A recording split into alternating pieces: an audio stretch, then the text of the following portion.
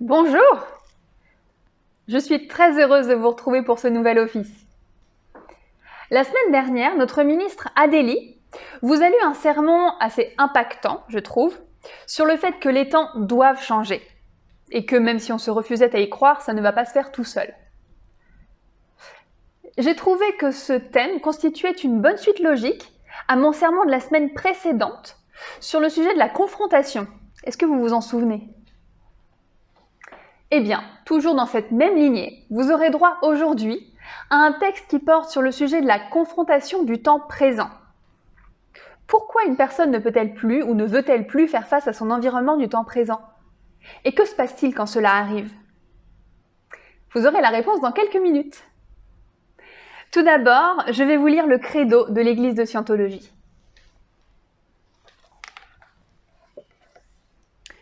Nous, membres de l'Église, croyons que tous les hommes, quelle que soit leur race, couleur ou croyance, ont été créés avec des droits égaux. Que tous les hommes ont le droit inaliénable d'avoir leurs propres pratiques religieuses et de les exercer. Que tous les hommes ont le droit inaliénable de vivre leur propre vie.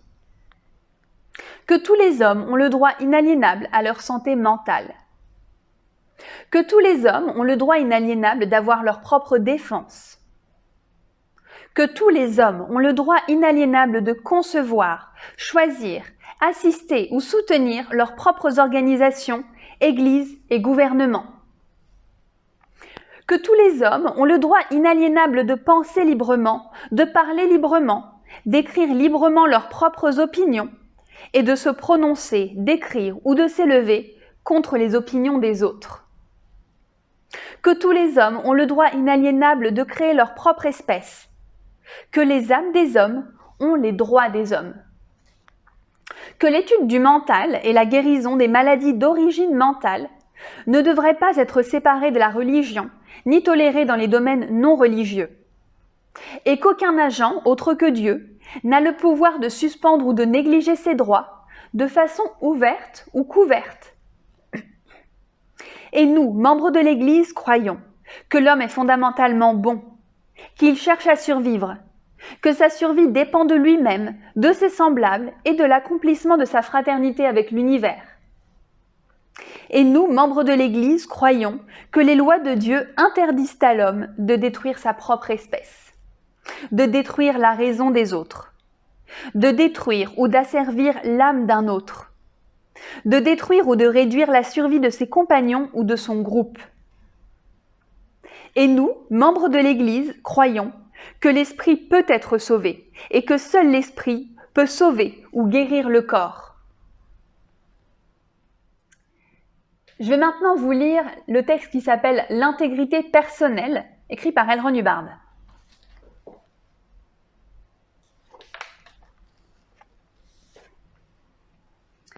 Ce qui est vrai pour vous est ce que vous avez observé par vous-même. Et lorsque vous avez perdu cela, vous avez tout perdu.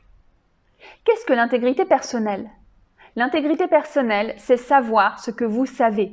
Ce que vous savez n'est rien d'autre que ce que vous savez. C'est cela l'intégrité.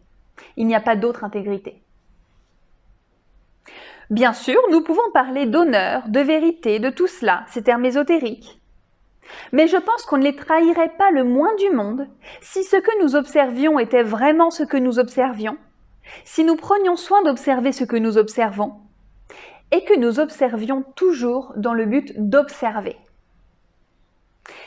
Et sans nécessairement adopter une attitude sceptique, un esprit critique ou indulgent, mais certainement en maintenant suffisamment d'intégrité et de conviction personnelle, de confiance en soi et de courage pour pouvoir observer ce que nous observons et dire ce que nous avons observé. En dianétique et en scientologie, une chose n'est vraie que si vous l'avez observée. Et elle n'est vraie que selon votre propre observation. C'est tout. À présent, passons au sermon de cet office.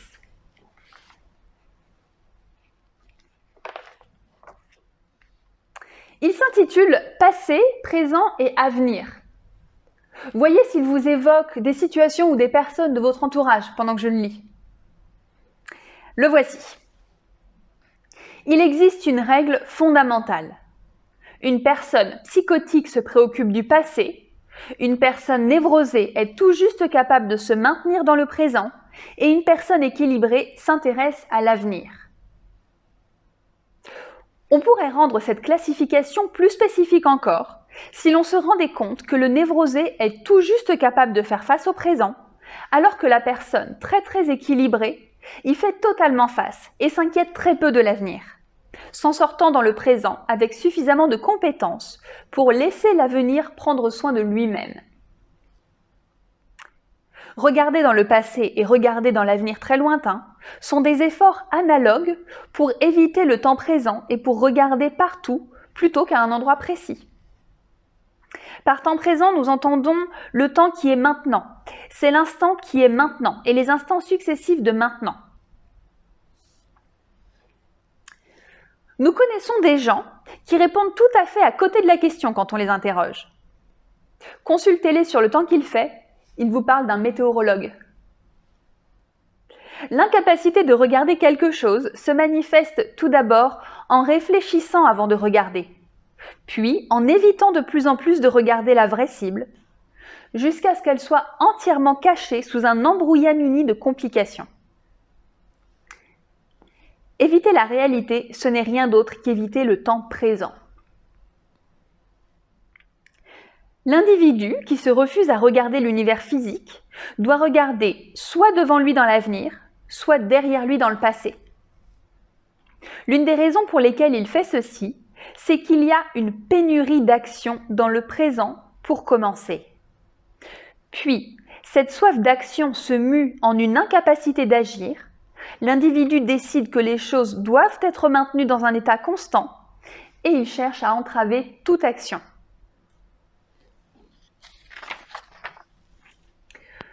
Cela s'applique également à la douleur. Les gens qui sont quelque peu hors du temps présent ont une peur horrible de la souffrance. Et ceux qui sont tout à fait hors du temps présent, c'est le cas du psychotique, ont une répulsion indescriptible pour la douleur. La personne complètement dans le temps présent n'attache pas beaucoup d'importance à la douleur. Le refus de travailler est l'un des meilleurs signes de l'état de décadence d'une personne. Une personne aberrée est une personne qui est caractérisée ou influencée par une déviation de la pensée ou du comportement rationnel. Toutes les personnes aberrées ont deux dénominateurs communs, l'horreur du travail et l'horreur de la douleur. Les gens qui ne sont que légèrement hors du temps présent, c'est-à-dire les gens qualifiés d'équilibrés, ont déjà commencé de s'excuser de travailler, dans le sens où ils travaillent pour une récompense finale, et ils ne considèrent plus que c'est le fait de produire un effort et d'accomplir des choses qui constituent en soi une récompense suffisante. Ainsi, l'énergie déployée exige-t-elle comme salaire tout un tissu de gratitude et d'admiration. La gratitude que réclament les parents se traduit souvent par une personne sévèrement aberrée, à qui l'on fait sentir qu'elle ne pourra jamais rembourser les énormes faveurs dont ses parents l'ont gratifiée en travaillant pour elle. En fait, ils n'ont pas besoin d'être remboursés, car franchement, si ce travail d'éducation n'était pas une récompense suffisante, rien ne pourrait les rembourser. En d'autres termes, ils ne pourraient pas accepter de salaire. Prenez une personne extrêmement équilibrée et dans le temps présent. Remplacez son intérêt pour le présent par un intérêt écrasant pour l'avenir et vous remarquerez un déclin de son équilibre mental. Cet intérêt nouveau pour l'avenir dégénérera en calculs minutieux destinés à éviter d'éventuelles embûches, puis, à la suite d'incidents douloureux, en une fuite éperdue face à l'avenir. Enfin, son attachement au présent ne sera plus que ténu et plein d'appréhension. Et finalement, ce sera une fuite à la fois de l'avenir et du présent, accompagnée d'un retour au passé. Nous avons alors l'état psychotique. On s'accroche aux choses du passé en vertu du postulat qu'elles ne doivent plus se produire dans l'avenir. Un postulat est une pensée ou une décision autodéterminée. Donc je vais vous relire la phrase.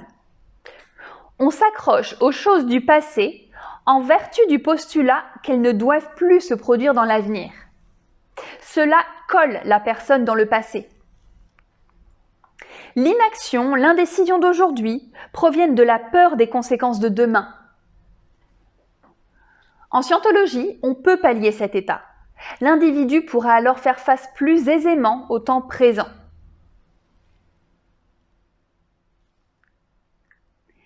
Pour découvrir comment faire face au temps présent et améliorer votre mémoire, lisez Self-Analyse. Vous y trouverez des méthodes pratiques pour aider les autres et vous-même à mener une vie plus heureuse.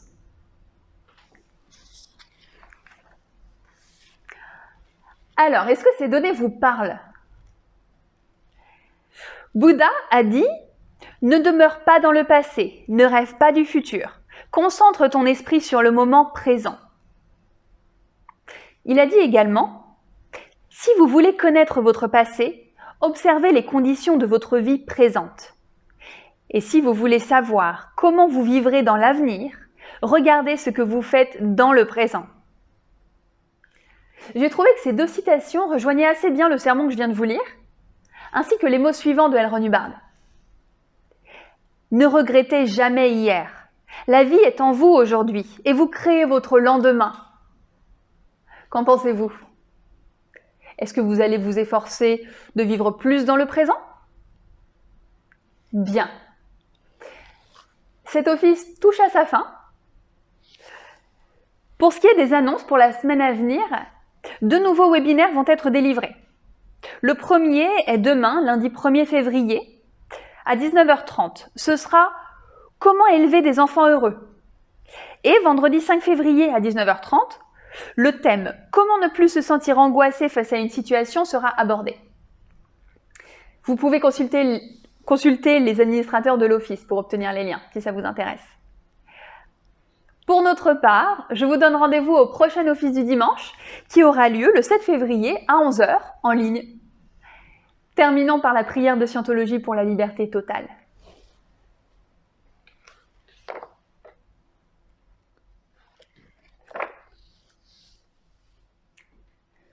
Puisse l'auteur de l'univers donner à chaque homme la possibilité de parvenir à la compréhension de sa nature spirituelle. Puisse notre conscience et notre compréhension de la vie s'agrandir, afin que tous puissions découvrir l'auteur de l'univers. Et puissent d'autres aussi atteindre cette compréhension qui mène à la liberté totale.